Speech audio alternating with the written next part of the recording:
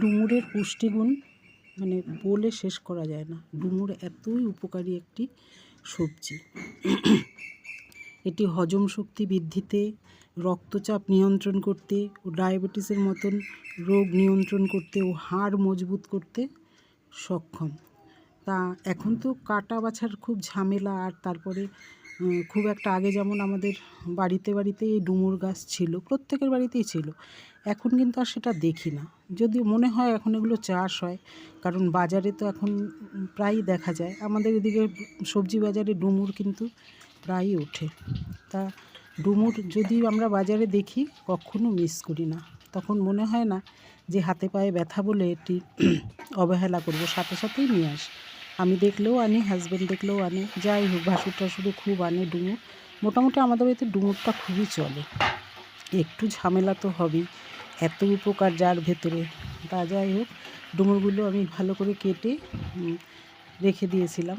তারপরে দুভাবে কাটা যায়, মাঝখান দিয়ে কেটে দানাগুলো বার করা যায়, আবার আমি যেমন চারদিক থেকে সামান্য সামান্য মাংস নিয়ে কেটেছি। প্রচুর সময় লেগেছে জানো তো, আর হাত টাত সব কালো হয়ে যায়। তা যাই হোক, এখন আমি এটা একটু জল দিয়ে সেদ্ধ করে নেব। আপনারা প্রেশার কুকারেও সেদ্ধ করতে পারেন, কিন্তু সামান্য তো অল্প, আমি আর প্রেশারে দিইনি।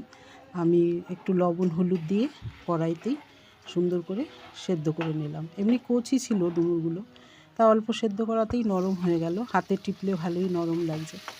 আমি একটু ছোটো ছোটো করে আলু কেটেছি, আর একটু টমেটো, কাঁচা লঙ্কা আর এই সমস্ত দিয়েই আমি রান্না করব।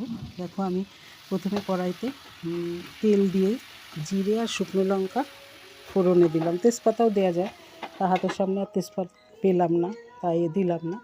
তারপরে আলুগুলো দিয়ে দিলাম, তারপরে লবণ হলুদ টমেটো সব কিছু দিয়ে একটু জিরের গুঁড়ো, একটু সামান্য লঙ্কার গুঁড়ো, কাঁচা লঙ্কা সব কিছু দিয়ে আমি ভালো করে আলুটা একটু কষিয়ে তারপরে আমি সেদ্ধ করা ডুমুরটা তার ভেতরে দিয়ে দিয়েছিলাম।